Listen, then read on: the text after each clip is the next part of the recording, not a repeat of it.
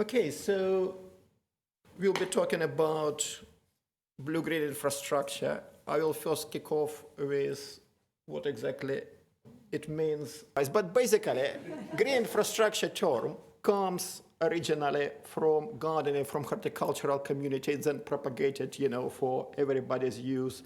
And yes, it means effectively, plants. But of course, the official infrastructure, the official definitions, which are quite variable, acknowledge that it's a multifunctional network. And being a multifunctional network, it serves a lot of purposes, including providing those multiple benefits. Now, before we get to blue-green infrastructure and talk about some subtle differences, it is probably helpful to consider what sustainable drainage system means, because that's basically a set of management practices which are trying to bring that urban and generally wider water hydrological management in harmony with natural processes. Now, blue-green infrastructure is a bit of a collective term. It kind of includes both of those. And basically, to put it a bit more into the context, let's just see a few examples. Now, those three things, permeable block pavements, blacktops, gravel drains, I don't think they would come under the definition of green infrastructure. I mean, okay, there are some green plants on it, but that's a coincidence. It doesn't have to be. But they would happily come, of course, under the definition of such sustainable drainage systems and blue-green infrastructure arguably as well, because in blue-green infrastructure term, the emphasis is first of all on water, on hydrology. Then, of course, the next important component is green, which basically means, of course, plant. Now, the rest of examples here would happily come under any of those three terms. Now, I'll just say a couple of words. This is actually a very important thing. Many people are familiar with it, some perhaps not. But basically, what swale means is a shallow channel, typically positioned along the roads. It takes the runoff. The runoff from the roads is, polluted. There will be hydrocarbons. There will be those nasty remains of tires, other particles. During winter, there will be road salt. And the fact that it's vegetated actually helps, because plants will sequester some of this pollution. They will also slow the runoff down. They will help to sediment out the particles, which then incorporated perhaps, into the upper layers of soil. The microbial decomposition will kick in. And also, it is all open to the sunlight, so UV light will help to break down quite a lot of pollution as well. Now, here we've got various other examples, including rain gardens, planters, and of course, green roofs. Also will come to any of those three definitions.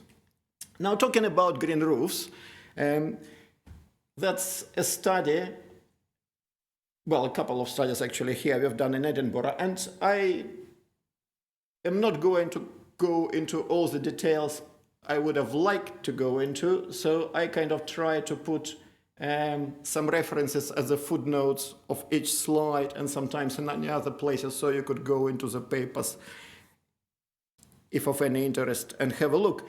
So that's the map of what we currently appear to have in Edinburgh. We have just above 80 green roofs. That's what we found using remote sensing methods. And they do seem to center around the city center. There is quite a good buy-in from businesses. A few are away from the city center. Most of them are extensive green roofs, sedum-covered green roofs, which basically minimizes the maintenance. However, there are some notable examples, and the vegetation slides here are from an intensive green roof at Tunfield, which is really a rooftop garden. And I've put a couple of nice examples of native flora, Echium bulgaria here, and Helianthemum numularium rogros. The latter was planted, I believe, by Leonie Alexander from RBGE in an attempt to encourage northern Argus butterfly, Rhizia taxerces, which happens to be found not too far away at Holyrood. From what I know, the northern brown Argus doesn't quite use that site, but it's still quite nice to have that nice plants here. And the examples I've put on the right are actually basically to illustrate a very interesting thing. There's Mahonia at Christmas time, and you could just about make out some honeybees, Apis mellifera, on it. And they must have done a jolly good job, because by February, those plants of Mahonia were all covered in fruits. And that is quite important in relation to that climate change, because in particular in depths of winter, if the insects happen to be around, they might need a bit of a helping hand. Now, some more examples of green and blue-green infrastructure. First of all, of course, any green space will come under that definition, and it could be either like amenity grassland on the background, or it could be nice wildflower meadows, which is extremely pollinators friendly. I was going to go into more details about it, but there is a talk by Isabella Cornwell tomorrow, and she will cover that, I'm sure. Other examples here relate to suds retention ponds and other retention ponds and ornamental ponds, of course. Importantly, detention basins. That's the area which basically take excessive runoff. So all these examples are part of the story.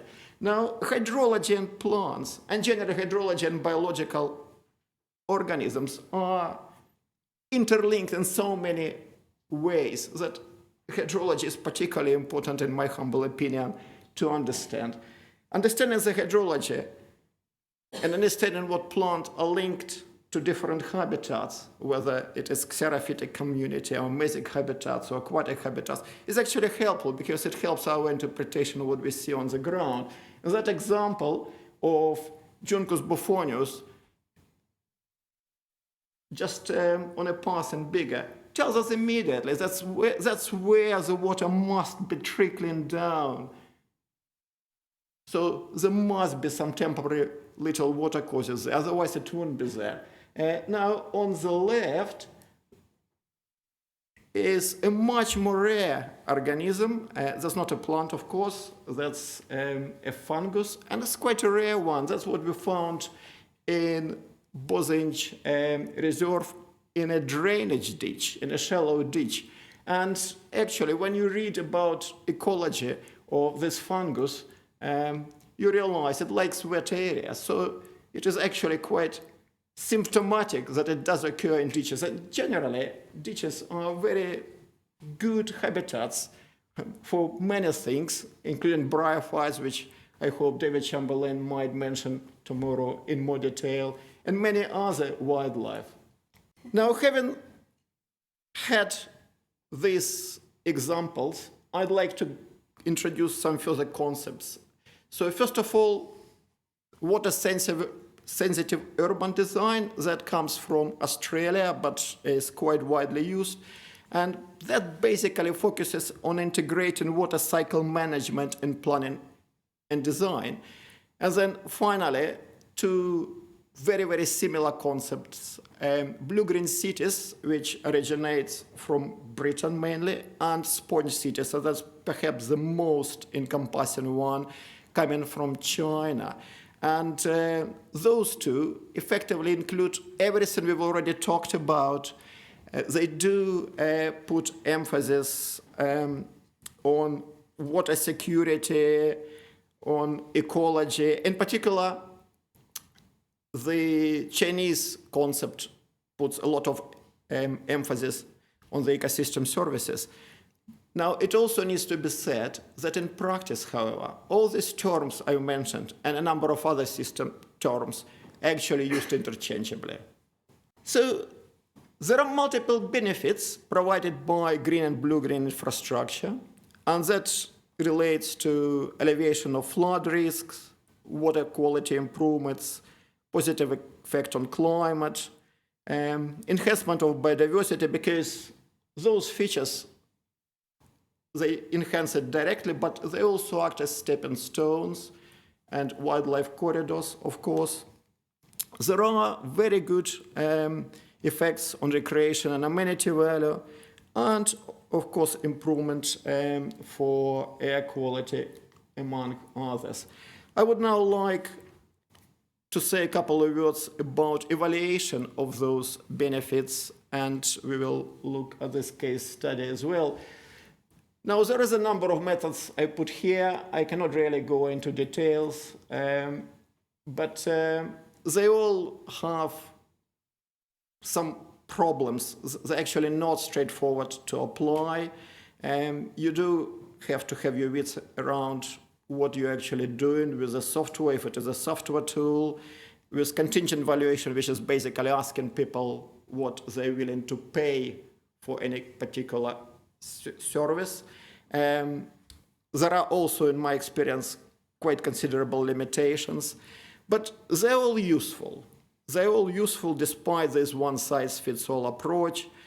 And here is the study which we've done, which is currently in press, just been accepted. And what we're trying to see is what is going to happen in Edinburgh if we convert all the bus shelters, which currently have these roofs, simple roofs, into this, something with green roofs on it. And we used this tool developed by Syria.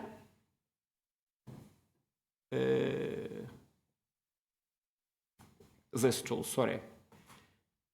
Again, formatting been a little bit changed, unfortunately. So we use the best tool to calculate those benefits. And what the tool does, it first calculates the optimistic values, which are shown with those kind of dark green colors.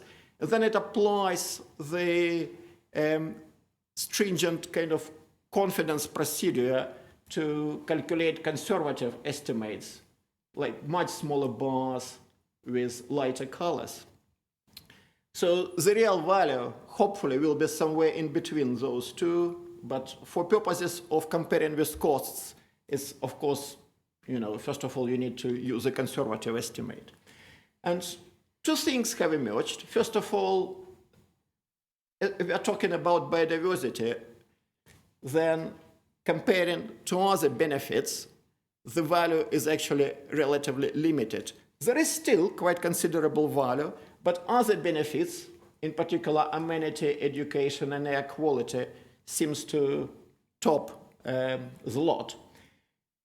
And the other interesting thing, if we use our conservative estimate and compare it with the costs, how much it actually would cost the city council and the bus company to do it, then we're actually not going to break even. So we really, really need to look at the cheaper way of doing things.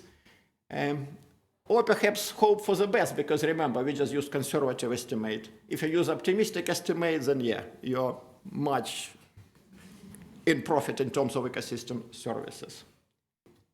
Now I'm going to look at a few examples of case studies of ecosystem services provided by ponds and adjacent green spaces. And I'd like to emphasize that it is absolutely crucial when talking about the ponds, not just to look at the aquatic phase, but also as a terrestrial environment immediately adjacent to any particular pond.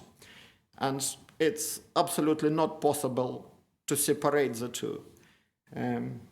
So that's an example from an ornamental historic pond in the Royal Botanic Garden, and it's not the only site I'm going to be talking about.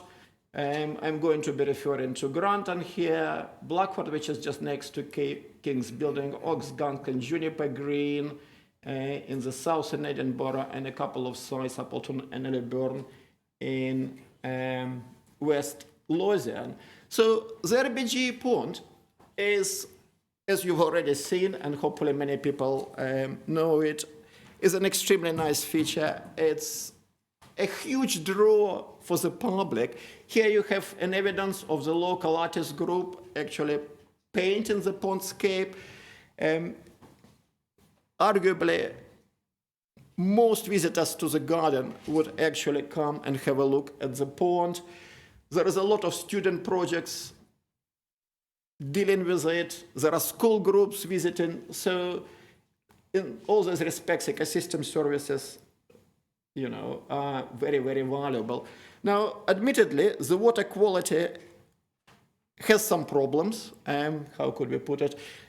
But despite that, there is sufficient amount of macroinvertebrates, and there are fish, 3-spine sticklebug, Astrasteus aculeatus, which basically means it is attractive for kingfishers. And when kingfishers are around, you should really see how many photographers and bird watchers are flocking to the place. So all that contributes to the ecosystem services. And if we are talking about biodiversity, it's actually quite substantial. Now, here we compared different pond sites around Edinburgh, and those yellowish bars just show us how many vascular plants are in and around each pond, at each pond site, and the blue ones is the area. And you could see that despite a very limited area for that particular pond site, it actually tops the number of species there. And the reason is clear why, because being at the botanics, it benefits from lots of plantings there. However, what we also found that there are a lot of the whole range of native taxa. I'm not just talking plants, I'm talking also invertebrates, I'm talking fungi, basically benefit from that. So very, very nice indeed. Now, the next example I'm going to be using relates to Elleburn and Appleton. You could see they're kind of comparable in size. Elleburn is just a wee bit bigger and comparable in the number of plant species. But interestingly, Elleburn has just slightly more, and you will understand why I'm saying interestingly, because it's a bit counterintuitive. That's the Elleburn site here. That's the Appleton. I have mixed feelings about those sites. I don't think this is very attractive. I think it's a bomb crater design. There are no macrophytes on the water surface. The water quality is not great. There are regular algal blooms. We have not seen much in terms of cyanobacteria there, but I wouldn't be surprised if there were sometimes, in the future, because hydrological system doesn't operate very well. Those kind of inlet and outlet valves are regularly blocked. So I'm quite critical about that. Paradoxically, it has more plants than this site. And this site is actually basically a nice wee pond inside a woodland. Now, the reason it has more plants, I think, is because, the management is quite overzealous in terms of cutting vegetation very short, very, very often. But that, of course, creates gaps. That creates opportunities for more species to come in. So you don't really have much of anything there, but you had actually more species than on this side. However, if we just followed kind of this one group, just vascular plants, and look at the species list, we would say, well, that's a better biodiversity. I don't think so. Once you start looking at other things, not just vascular plants, you realize that's a much healthier site. I always kind of choose that to have my lunch there. You just see it, you hear woodland birds. The water quality is a lot better. You have some nice plantings there, that's Apanagit and Distachus, which, interestingly, the management company, which is different management there, kind of plants there. So clearly, they spent time and effort managing that site. And it pays off in a way. There is breeding populations of newts, both palmates, Lizartriton helveticus, and smooth Lizartriton vulgaris occur there.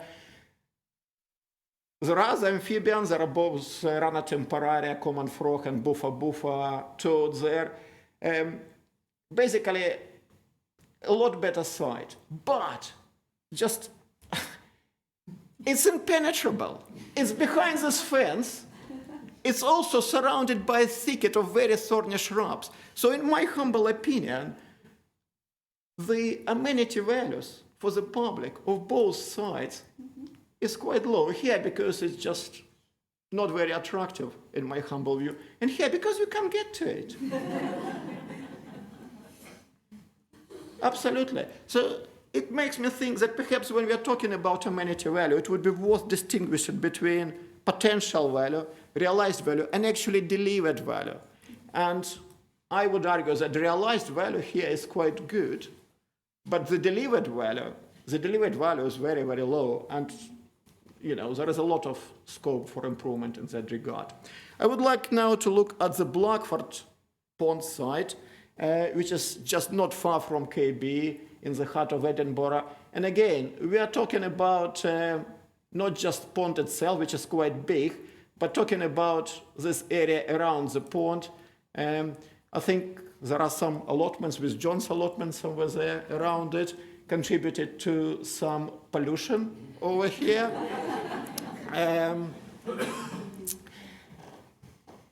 So there is clear evidence of pollution eutrophication, but I would actually argue that by trapping the pollutions inside, by accumulating them in the sediments, the pond protects ecosystem downstream. So it is actually delivering a very, very important function in that regard. Now, despite those problems, biological community is actually quite diverse, and there is also very significant flood resilience benefit. So the pond actually alleviates any extreme events in terms of discharge. And of course, all those benefits contribute to research and education.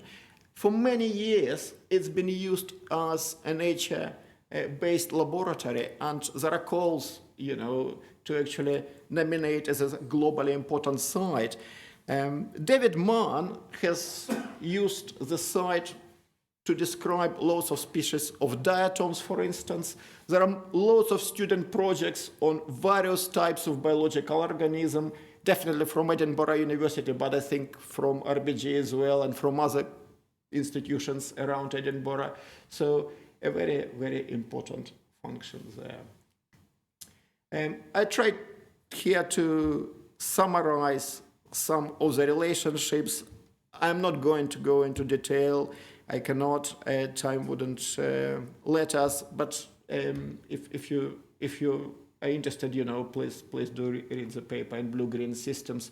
I need also to mention the trade-off as well, and trade also, of course, very important to consider. Now, the next study will be Granton, and that's at the north of Edinburgh. It's a suds pond. So that was built specifically to basically treat the runoff from this residential development and this road which next to it. Now, it's interesting that there is Caroline Burn, otherwise known as Granton Burn, just next to it, and it's culverted nowadays. And over here, it emerges from the culvert and turns to the east. And it looks like as though there must be a connection here, but there is no hydrological connection. It fooled me initially as well. The outflow from that pond is actually to the north.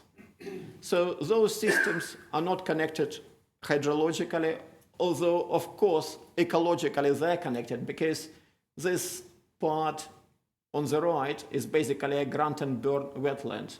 And that's how it looks like. It's a very nice system. But again, there is no hydrological direct connection, although, ecologically, of course, they will be connected. So if we look at the historic maps from Google Earth, then going back to 2003, there is absolutely nothing there. You could see the course of Granton Burn when it emerges from the culvert. But likewise, there is not much vegetation along its banks. Now, in 2005, they have just put the pond in, and you could see, they started to do plantings in the Fourth Quarter Park So the aquatic vegetation starts developing as well, and by 2009 it kind of starts looking more or less closer to what it is at present. You could see that the developers and the council must have done a fairly good job, because there is a fringe of aquatic vegetation around the pond. Also, the wetland looks a lot better than before. They also planted more trees, and they've put, of course, more path network and infrastructure.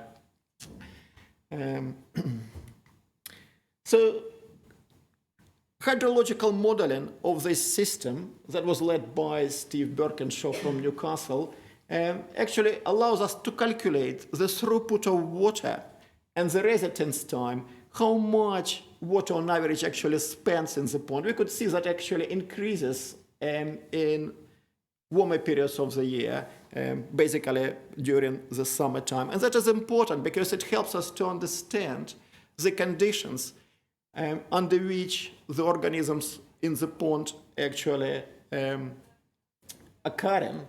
And here are some examples of what we find at the pond.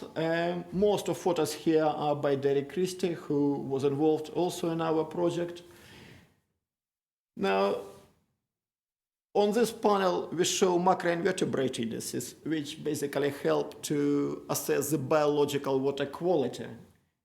And that is important in conjunction with the chemical water quality, which we referred to before. And you could see, there are some problems with that pond as well, because those macroinvertebrate indices are actually smaller than in general in other ponds in Edinburgh.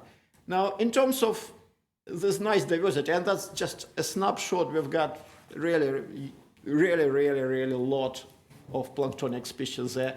I only want to single out a couple. Here is Spiragira. That's a green algae, filamentous green algae from the phylum Chlorophyta or Chlorophyta, depending on your pronunciation of Latin. And it blooms there quite often. It also occurs in many other systems we've looked at, and in particular in juniper green, which is our next case study. Now, on this one, you see a representative of cyanobacteria, otherwise known as blue-green algae, and those could be quite a bunch of nasty customers, because they produce neurotoxins and hepatotoxins and could create problems basically for water quality, for animals, even for human health. When it's too much of it, you can't really even touch the water. So, fortunately, however, we've not seen them dominating in our systems, and that's because the residence time of water is relatively low, being kind of small ponds and small catchments. So the flush rate is quite high. Now, that's the results of hydrodynamic modeling with another model by Newcastle University with CityCat. And what it does, it actually shows us the discharge from the pond after extreme events. And you could see those all red graphs compared to the blue ones. Basically, the blue ones, what would be there with no pond, and the red ones with pond. And you could see that in all cases, the discharge is smaller, and it's also somewhat delayed. So unambiguous evidence for flood resilience. Now, another important aspect, which quite often overlooked, is contingency planning. So this blue-green infrastructure, when planned properly, is brilliant in that regard, or at least it could be. I mean, certainly, when I came there first, I couldn't understand why they would have a bridge there. You could just walk around the pond. But just imagine if you have 1 in 100 years event, everything is going to be flooded, so you can't walk around the pond there. But because the bridge there, and the engineers and planners thought carefully, you could actually get, even in those conditions, from A to B, where you want to go. Plus, of course, it creates artificial habitats. there are some different geochemical environments. You will get different bryophytes and lichens, and many other interesting organisms, perhaps which Wolfgang, some of those which Wolfgang had on his slides as well. Now, my final case study would refer to ox gungs and juniper green. And what we try to do there, we try to do a comparative analysis of those two ecosystems, because I've been trying to argue that to look at just one aspect of those systems, to look at just one group of organisms or single out some other indicators is just not enough.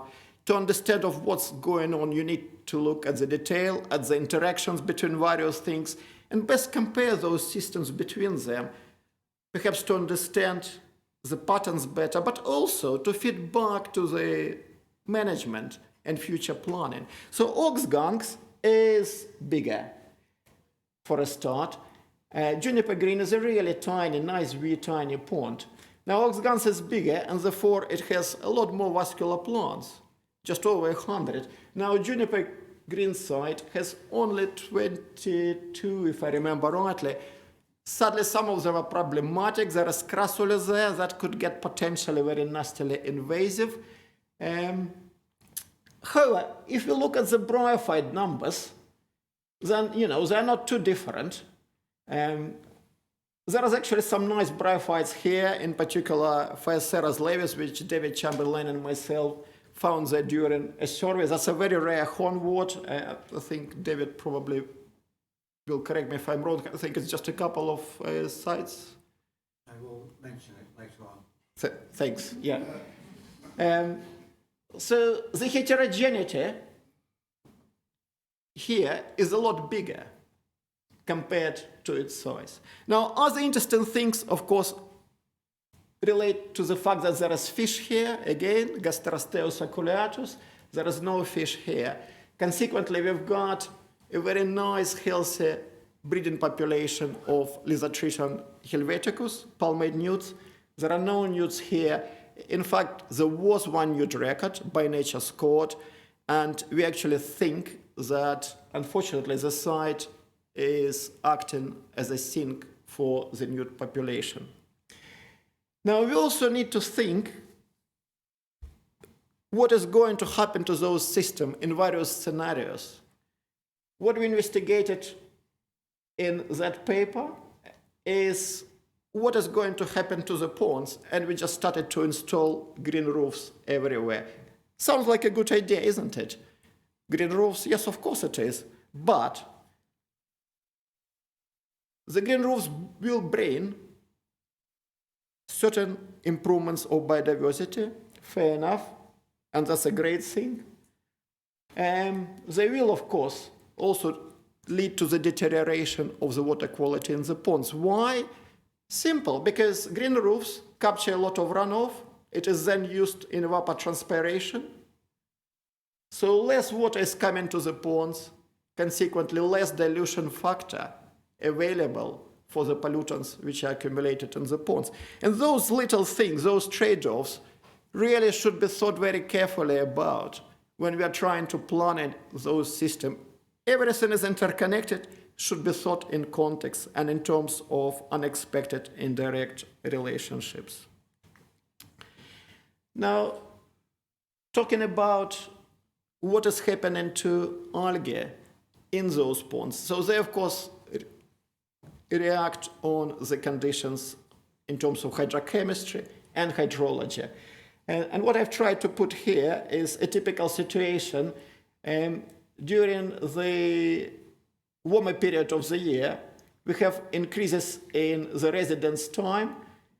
Also, of course, the temperature and the daylight increase, and consequently, basically, algae proliferate and peak in late summer, early autumn, before they crash later on when the daylight and the temperature go down. As I said before, we've not seen cyanobacteria dominating those systems as much, although there were a few examples. However, with decreases of precipitation, with kind of increases of droughts during the summer, there is always a danger of that, and further modeling and monitoring of those systems would be quite a good idea. I'll just try to gallop through some concluding remarks then. We've covered the definitions of what green, blue-green infrastructure and other concepts mean. We mentioned that in practice, those things are often used interchangeably. Now, vegetation, of course, is one of the key constituents of green and blue-green infrastructure. And there are multiple benefits. We've shown examples from green roofs and pond sites with adjacent green space. Important aspects which we paid attention to related to hydrology, water chemistry, ecology, biological water quality. All those things feed into multiple benefits. And those benefits, of course, reflect on recreational capacity and amenity and biodiversity value. Now, there are some unambiguous benefits related to flood risk, and quite often, in relation to those features, it's the major kind of incentive for their development. However, they alleviate a range of other environmental risks that relates to water and air quality, biodiversity, risk of decrease in people's well-being, and connectedness to green space, of course. We mentioned the methods to evaluate those benefits. I've shown some case studies. We had other case studies, like in Blackford, we used the NCPT tool, which is a predecessor of the nature tool. But of course, all these methods have limitations, in particular uncertainty and one-size-fits-all approach. Now, biodiversity, of course, correlates with amenity, but only to some extent. When you talk to folks, who are visiting those sites, you realize that general public might have other preferences. General public might want a playground on the site, will be concerned about a good path network, so not just biodiversity, but all those things must be taken into account. And of course, it is useful to distinguish between potential amenity value realized and actually delivered potential amenity value, as we saw in the Appleton example. Now, species richness will depend on the habitat heterogeneity, and things like artificial structures, interzonal effect, and interplay among other environmental gradients, hydrological, temperature gradients, geochemical gradients are all important in that regard. And the biodiversity on pond sites could be quite high despite the problems of water quality. Now, trade-offs are inevitable. I mentioned a couple. We talked in detail about what would happen to the ponds if you introduce green roofs, but there are many other trade-offs. And finally, arguably the most important benefit and much underused benefit is educational. Some of the systems we looked at got it totally right. I mean, certainly the pond in RBG, the Blackford, at Oxgun there is another information point, but by and large, in many systems, there is a lot of scope for improvement. So pretty much all. Many thanks for your attention.